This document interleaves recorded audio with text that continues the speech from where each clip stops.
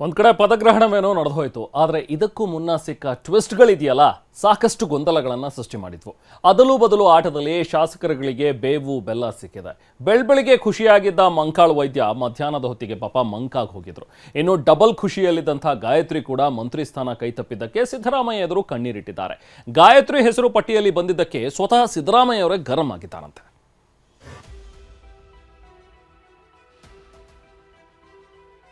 ಕೊನೆ ಕ್ಷಣದಲ್ಲಿ ಅದಲೋ ಬದಲೋ ಆಟ, ರಣರೋಚಕ ಟ್ವೇಸ್ಟ್. ಮಂಕಾಳ್ ವೈದ್ಯಗೆ ಕೊಕ್, ಎಸ್ ಮಲ್ಲಿಕಾರ್ಜುನಗೆ ಚಾನ್ಸ್. 2 ತಿಂಗಳು ಸಭೆ ನಡೆಸಿದ್ರು, ಒಂದು ಪಟ್ಟಿ ಫೈನಲ್ ಆಗಿಲ್ಲ. ಕೊನೆ ಕ್ಷಣದವರೆಗೂ ಗೊಂದಲ ಬಗೆಹರಿದಿರಲಿಲ್ಲ. ಬೆಳಗ್ಗೆ 11 ಗಂಟೆ ವೇಳೆಗೆ ಸಚಿವ ಸ್ಥಾನ ಸಿಕ್ತು ಅಂತ ಖುಷಿಯಾಗಿದ್ದವರು ಮಧ್ಯಾಹ್ನದ ವೇಳೆಗೆ ಬೇಸರಗೊಂಡಿದ್ರು. ಸಿದ್ದು ಸಂಪುಟದಲ್ಲಿ ಸಚಿವರಾಗಿದ್ದ ಭಟ್ಕಳದ ಶಾಸಕ ಮಂಕಾಳು ವೈದ್ಯಗೆ ಕೊನೆ ಕ್ಷಣದಲ್ಲಿ ಮಂತ್ರಿ ಪಟ್ಟ ಕೈತಪ್ಪಿದೆ. ಆಪ್ತರ ಮುಂದೆ ಮಂಕಾಳು ವೈದ್ಯ ಗಳಗಳನೆ ಹತ್ತು ಬಿಟ್ಟಿದ್ದಾರೆ. ಅಷ್ಟಕ್ಕೂ ಆಗಿದ್ದೇನೆಂದರೆ, ಎಐಸಿಸಿ ಬಿಡುಗಡೆ ಮಾಡಿದ 20 ಸಚಿವರ ಪಟ್ಟಿಯಲ್ಲಿ ಮಂಕಾಳ ವೈದ್ಯ ಹೆಸರಿತ್ತು. ಖುಷಿಯಾಗಿ TV9 ಜೊತೆ ಮಾತನಾಡಿದ ಮಂಕಾಳ ವೈದ್ಯ ತಮ್ಮನ್ನ ಸಿಎಂ ಹತ್ತಿರ ಇಟ್ಕೊಂಡಿದ್ದಾರೆ ಅಂತ ಕೂಡ ಹೇಳಿದ್ರು. ಆದರೆ ಆ ಖುಷಿ ಕೆಲವೇ ಕ್ಷಣಗಳಲ್ಲಿ ಹಾರಿ ಹೋಗಿತ್ತು. ಮಂತ್ರಿ ಸ್ಥಾನ 2ನೇ ಬಾರಿ ಕೊಡೋದಕ್ಕೆ ಯಾವ್ಯಾವ ಕಾರಣ ನಿಮ್ಗೆ ಸಹಾಯ ಆಯ್ತು ಸರ್? ಪ್ರಥಮದಲ್ಲಿ ಇಡುಗುಂಜಿ ಮಹಾಗಣಪತಿ ಆಶೀರ್ವಾದ, ಅದರ ಜೊತೆಯಲ್ಲಿ ನಮ್ಮ ಮುಖ್ಯಮಂತ್ರಿಗಳು DK ಶಿವಕುಮಾರ್ ಅವರು, ಮುಖ್ಯಮಂತ್ರಿಗಳು ನನಗೆ ಭಾಳ ನನ್ನನ್ನು ಹತ್ತಿರದಿಂದ ನೋಡಿದ್ದಾರೆ, ಹತ್ತಿರ ಇಟ್ಕೊಂಡಿದ್ದಾರೆ. ಒಂದೇ ಮಾತಲ್ಲಿ ಹೇಳಬೇಕು ಅಂದ್ರೆ ಅವರು ನಾನು ಏನು ಅನ್ನೋದನ್ನು ಅವರು ತಿಳ್ಕೊಂಡಿದ್ದಾರೆ.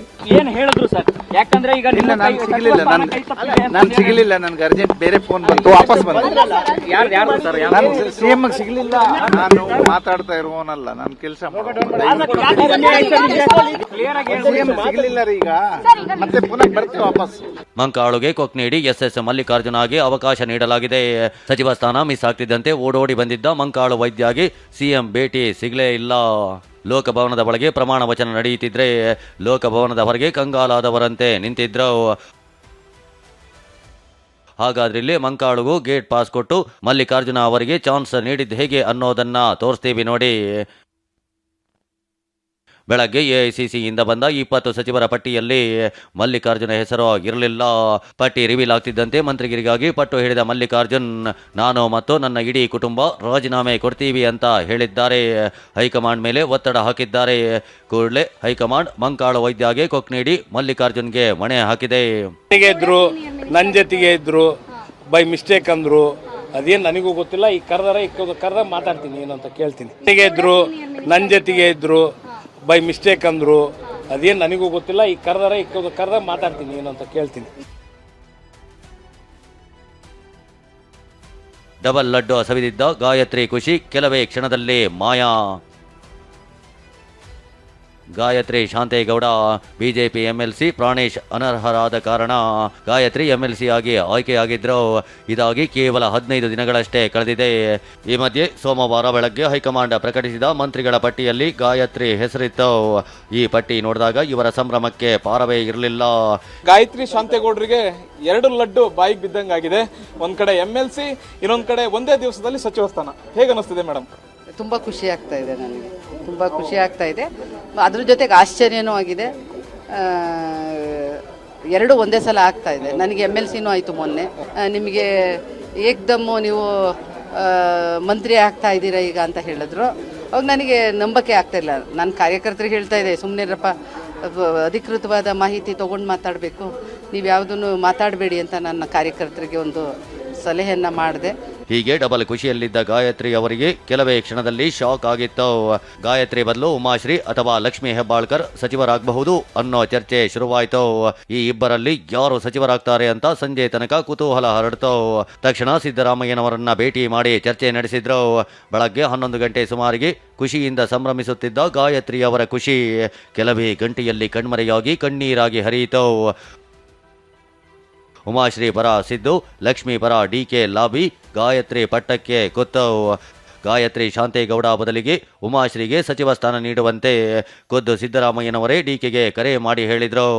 ಹೈಕಮಾಂಡ್ ಜೊತೆ ಮಾತನಾಡೋದಾಗಿ ಡಿಕೆ ಹೇಳಿದ್ರು. ಆದರೆ ಹೈಕಮಾಂಡ್ ಗಾಯತ್ರಿ ಅವರನ್ನ ಬದಲಾಯಿಸಲು ಒಪ್ಪಿಲ್ಲ. ಮತ್ತೊಂದು ಕಡೆ ಲಕ್ಷ್ಮೀ ಹೆಬ್ಬಾಳ್ಕರ್ ಪರ ಡಿಕೆ ಬ್ಯಾಟ್ ಬೀಸಿದ್ರು. ಈ ಜಟಾಪಟಿಯ ನಡುವೆ ಗಾಯತ್ರಿ ಸಿದ್ದರಾಮಯ್ಯ ನಿವಾಸಕ್ಕೆ ಆಗಮಿಸಿ ಚರ್ಚಿಸಿದ್ರು. ಪರಿಷತ್ನಲ್ಲೂ ಅನ್ಯಾಯವಾಗಿದೆ, ಈಗಲೂ ಸಚಿವ ಸ್ಥಾನ ಕೈತಪ್ಪಿದೆ ಅಂತ ಸಿದ್ದರಾಮಯ್ಯ ಮುಂದೆ ಅಳಲು ತೋಡಿಕೊಂಡ್ರು. ಆದರೂ ಗಾಯತ್ರಿ ಅವರಿಗೆ ಕೊಕ್ಕ ನೀಡಲಾಯಿತು. ಗಾಯತ್ರಿ ಶಾಂತೇಗೌಡ ಕಣ್ಣೀರು ಹಾಕಿದ್ರು.